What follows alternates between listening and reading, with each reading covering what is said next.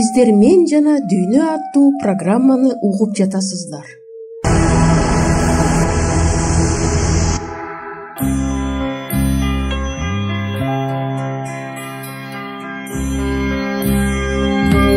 Ассалому алейкум, кымбаттуу достор.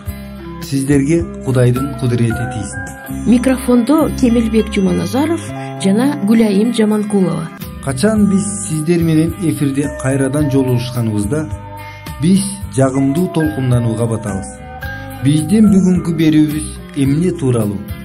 Биздин ушундай жамандык менен акыйкатсыздыкка толгон, коркунучтуу, тынчы жок турмушта жашаган ар бир адам дененин жаракатынан гана эмес, ички дүйнөсүнүн жаракатынан да сакталган эмес. Ички дүйнөнүн жаракаты адамдын жүрөгүндө көпкө чейин терең из калтырат. Мүмкүн өмүр бою эсте калат. Мындай учурда эмне кылыш керек?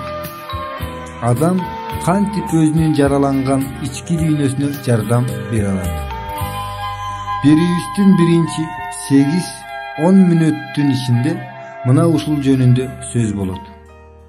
Кудайды сүйгөн, ага ишениктүү болууну каалаган жана дайыма Кудайдын алдында жана жакындарынын алдында таза жүрөгү менен турууну каалаган адамга азгырыкка туруштук берип жана аны жеңүү өтө кыйындыкка турат.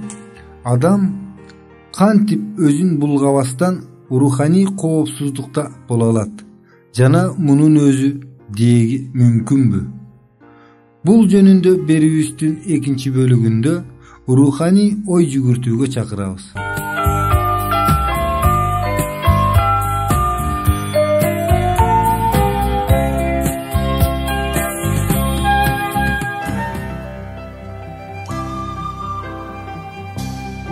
Урматтуу биздин угуучулар, эми биздин программаларды Рутуб кызматынан уга аласыңар. Ага өтүү үчүн видеонун астындагы шилтеме менен же болбосо экранда көрүнүп турган кодду сканировать этип кирсеңер болот. Сураныч жазылгыла жана жакындарыңар менен бөлүшкүлө.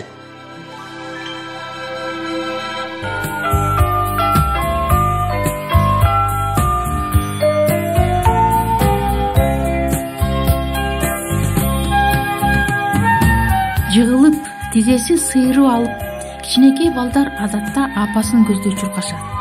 Ал эми апалар анын жарасына дары сүйкөп, таңып, эркелетип, бетинен өбүүгө дайыма даяр. Бирок дары да, эркелетүү да жардам бере албаган жаракатты кантебиз? Жүрөктүн түбүндө калган сезим жаракаттарын кантебиз? Жаракаттар дарылоону кабыл албай койсо эмне кылабыз? 3 жашар Чынара үйүнүн жанында ары бери секирип ойноп жүргөн. Бир убакта бир машина келип токтоп калат. Анын ичинен бир жаш жигит чыгып, кызды машинага чакырат. Бир нече мүнөт өткөндөн кийин эле Чынаранын апасы аны издеп таппай калат. Ала дегенде кызын жайбаракат эле издейт. Андан кийин аны эч жерден таппаган соң жин тийгенсип издей баштайт. Милицияга кабар беришет. Кызды бүт жерден издешет, бирок ал дайынсыз жоголот. Бир нече күн өтөт.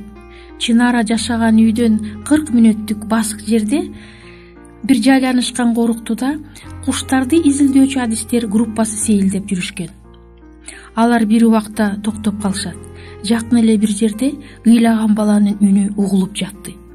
Алар үн жакты көздөй басышат. Ошентип жүрүп отурушуп, алар daarатканынын жанына келип калышат. Анын эшигин ачышып, чуңкурун карашат да, андан эч качан эстеринен чыккыс көрүнүштү көрүшөт. Ушул кир коктун ортосунда сууктан калтыраган жылаңач кичинекей кыз турган. "Сен бул жерде эмне кылып жүрөсүң?" деп сурашат алар. "Мен үйдөмүн, мен ушул жерде жашайм", деп жооп берет Чынара. Ушул күнөөсүз наристе зордуктоого дуушар болгон. Чынараны үрөйү учкан ата энесине кайрып беришет. Ошентип ал энесинин кучагында болот. Бирок ага келтирген жаракат түбөлүккө калат. Ушул Чынара менен болгон окуя анда-санда эле кездешеби? жок тилекке каршы. Биз ырайымсыз дүйнөдө жашап жатабыз. Азыр балдарга турмуштун коркунучтуу көрүнүштөрүнө жолугууга туура келип турат. Азыркы күндө эне баласын сатканы, жашы жетпеген шуркуялардын пайда болуп жаткандыгы эч кимди уялтпайт. Ооба, бардык жагынан алганыбызда биздин дүйнө ырайымсыз. Көптөгөн адамдардын ички дүйнөлүк сезиминин бузулушу таң калыштуу. Мурда баштан өткөн сезимге терең доо кетүүнүн натыйжасында биздин өзүбүз урматтообуз бузулат. Биз өзүбүздү кем баадай сезип, бул жетишпегендигибизди көрсөтпөөгө аракет кылабыз. Баарынан мурда биздин көпчүлүгүбүз ички дүйнөнүн жаракатын өзүбүздөн жашырууга аракет кылабыз. Кандайдыр бир эң жаман нерсе, өтө адилетсиз нерсе дал бизде болгондугун моюнга алуу эң эле оор. Бирок жаракаттар аны канчалык жашырууга аракет кылбайлы биздин жашообузга оордук келтирет. Көкүрөк дарттын жашырылышы адамды кээде өзүн жасалма алып жүрүүгө алып келет.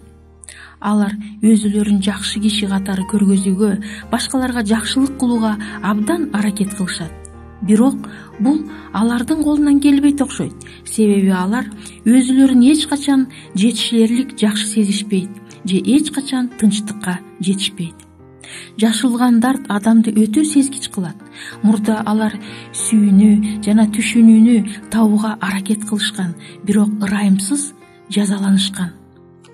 Терең катылган бул жаракат жаңы кайгыны алып келет деген коркунуч сезимин күчөтөт.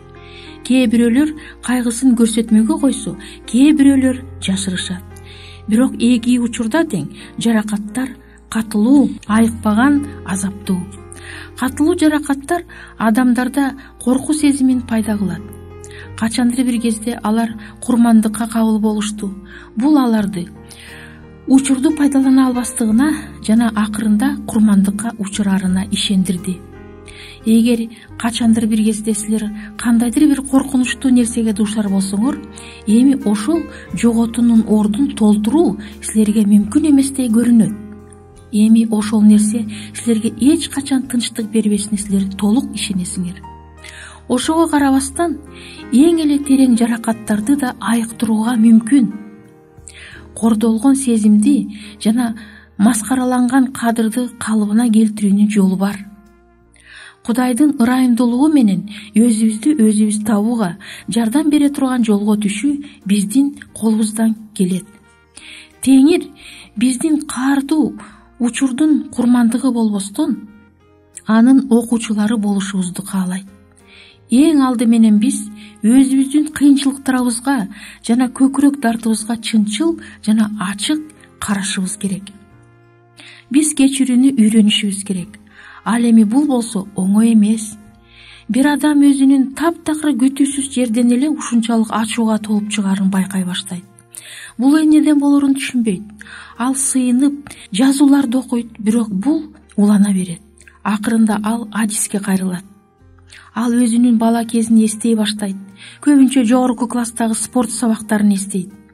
Анын эби жок болчу. Ар бир тыныгуу мезгили ал үчүн кайгы болчу.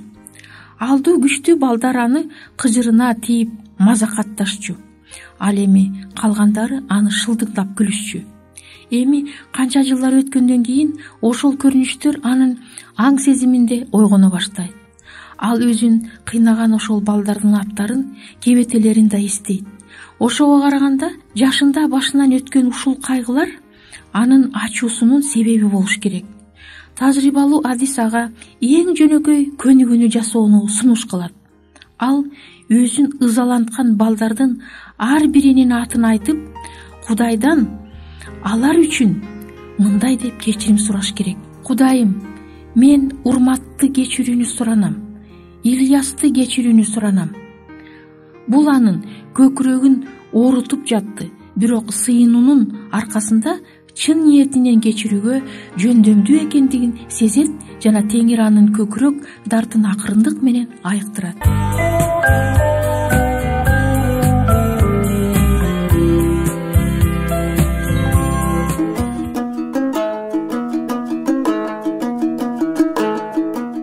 Эгер сиздерде суроолор болсо же көбүрөөк маалымат билем десеңиз, анда биздин WhatsApp номерибизге жазыңыз. +1 301 760 60 70. Кайрадан +1 301 760 60 70.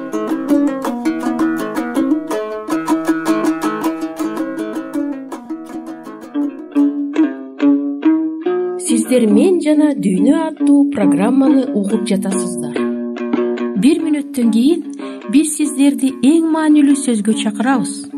Адам кантип өзүн булгабастан руханий коопсуздукта боло алат жана мунун өзү деги мүмкүнбү? Ушул таза эмес дүйнөдө чыныгы динге ишенген адамга өзүн таза кордотпой сактоо өтө кыйын. Ал эми биздин өзүбүздөгү жаман адаттар канча?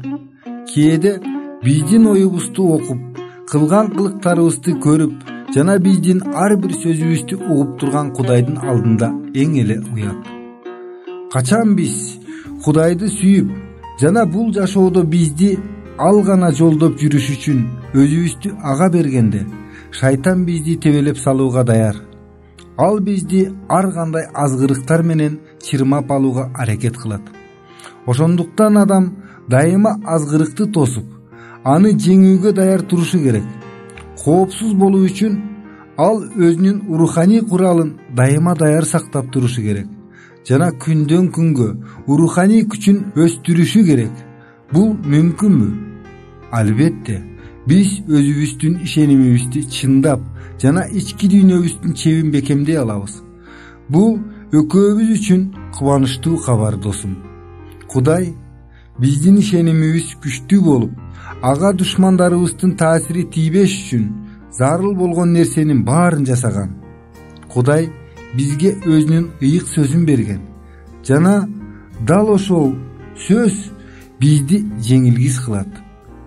Адамга баардык жамандыкка жеңиш менен каршы турууга жана баардыгына чыдамдуулук көрсөтүүгө жардам бере ала турган, ишендире турган Кудайдын сөзүн адам кайдан табат? Албетте, Кудайдын сөзүн биз ыйык жазуудан табабыз. Эгерде биз өзүбүздүн ишенимибизди чыңдагыбыз келсе, анда бул эң сонун китепти ийгиликтүү окуп үйрөнүш үчүн убакыт бөлүштүрүшүбүз керек. Чыныгы мусулман ыйык китепти окуп үйрөнүп жана Алла Тааланын эркин аткарат. Көпчүлүк адамдар руханий жактан алсыз болушат жана эң эле арзыбаган азгырыкка да каршы тура алышпайт. Анткени алар эч качан ыйык китепти ачышпайт.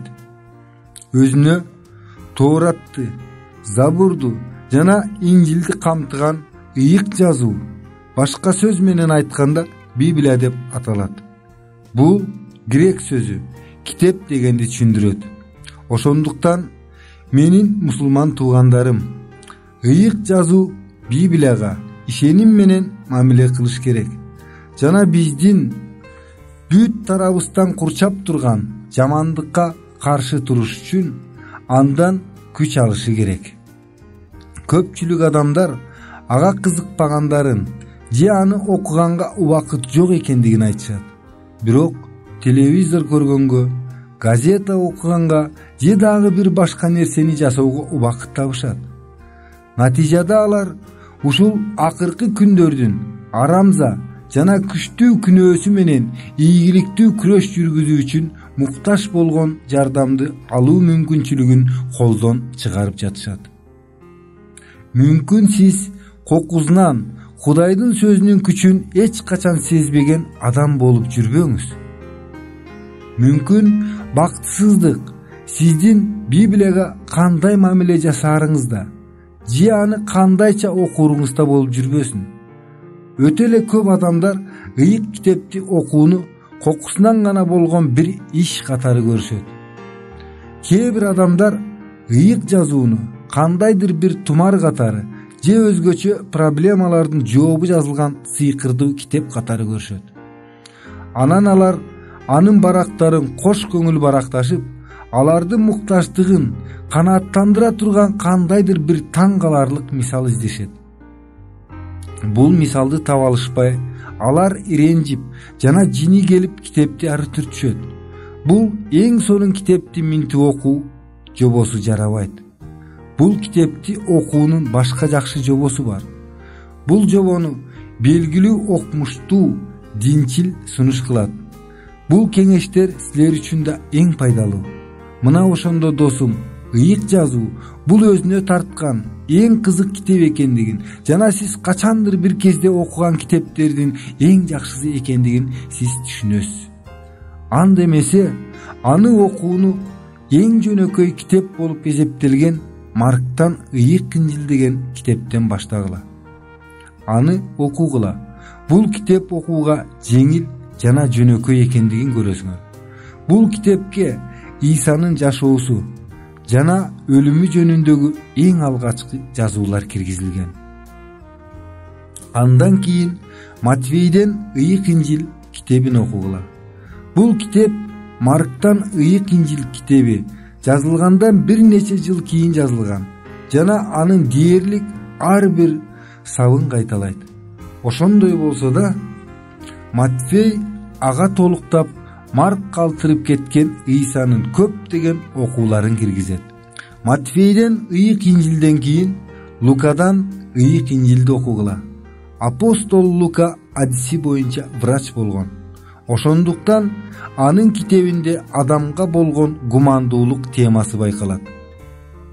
Эми Иоанндан ыйык Инжилди окугула. Ал жогорку 3 китеп жазылгандан жок дегенде 30 жыл өткөндөн кийин жазылган.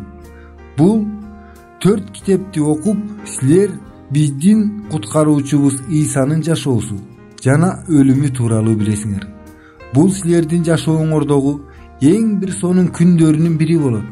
Андан кийин силер апостолдордун иштерин окусаңар болот. Же эски осуят, тирилик китебинен баштасаңар болот. Тириликтен силер акыр аягында Исаны өлүмгө алып келген күнөөнүн башталышын көрөсүңөр. Ыйык жазууда аңгемелер же окуялар көп. Алардын бардыгы 409 жана силер аларды өтө кызыгып окуйсуңар. Кудайдын өзүнүн ишеничтүү кызматчыларына берген убадаларын изилдегиле. Алар өтө көп. Алардын кээ бирөөлөрүн көчүрүп жазып алгыла. Жана ошондой эле эсиңерге тутуп алгыла. Кудай өзүнүн убадалары аркылуу силерди колдоп жана жардам бергиси келет. Ыйык жазууда өмүр баяндар көп. Силер илгерки падышалардын өмүр баянын окуп рахаттанасыңар. Булар жөнүндө падышалыктын китептеринде жазылган. Дөөт падышанын өмүрү жөнүндө окуп рахаттанасыңар. Анын өмүрү жөнүндөгү окуя силердин жүрөгүңөрдү ээлеп алат.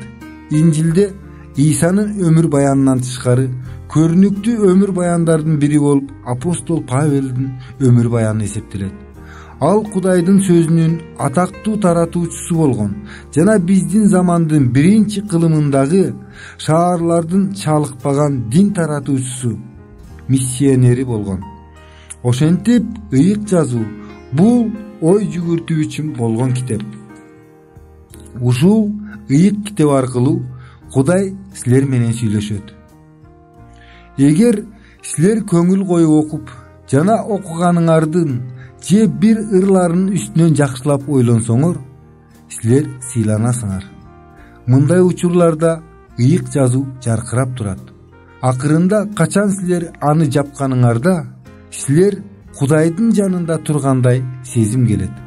Ыйык жазуу жөнүндө Ыйык Куран мындай деп айтат: Анан биз Мусага силердин туура жол менен жүрүшүңөр үчүн чындыктан калпты ажыратуунун чени болгон ыйык жазууну тапшырдык. 2-сүрө 50-аят.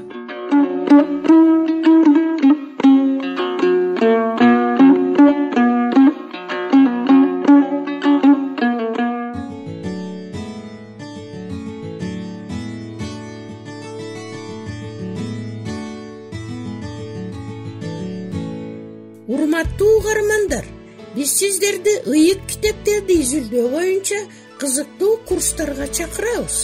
Шилтемелер сыпаттамада бар. Же программанын аягында QR кодун сканерлеңиз. Маалымат үчүн телефондор +996 705 28 48 07. Кайталаймын. +996 705 28 48 07. Алла Таалам бул жолдо сиздерге батасын берсин.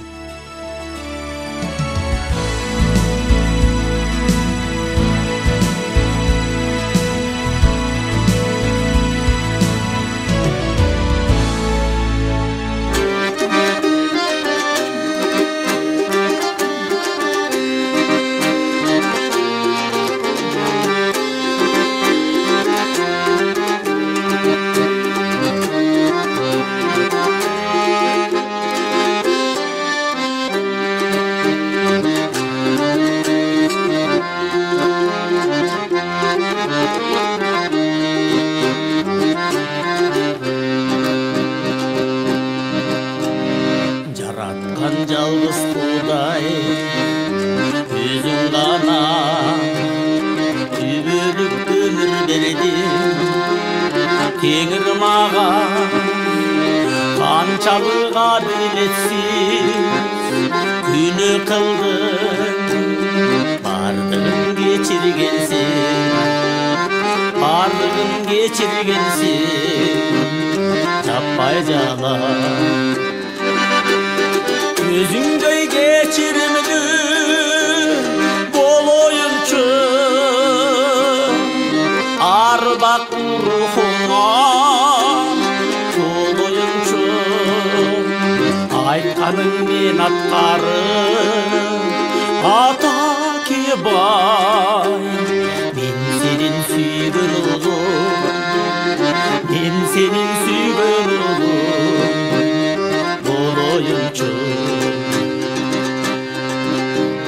Мээримди куткаруучу Иса теңир жүрөккө тынчтык берет. Айткан кеби алсырап алдан тайып турганымда өзүңдөн кубат алат, өзүңдөн кубат алат алсыз жерим. Өзүңдөй мен мээримдүү болоюнчу. Арбак рухуңа толоюнчу. Айтканың мен аткарым ата кебай. Мен сенин сүйгөн улум, мен сенин сүйгөн улум болоюнчу.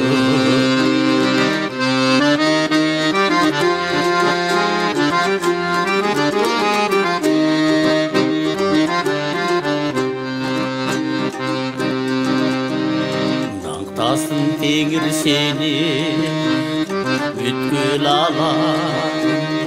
Сен чындык бул жашоого дүйнө жалган. Сыйынып тазым кылып бир өзүңө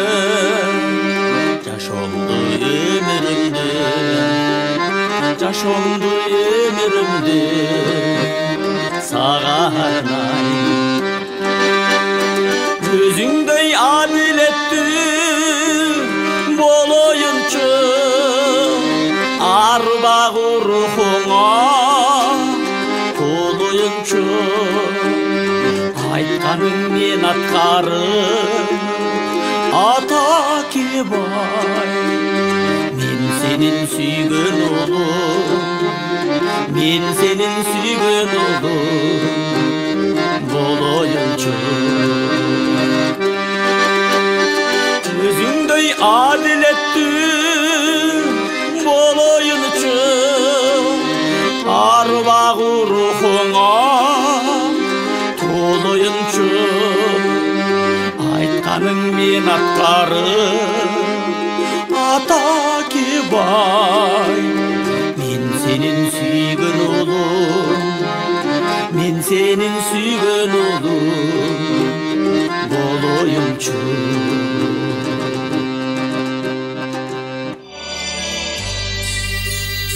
Биздин программабыз соңуна чыкты.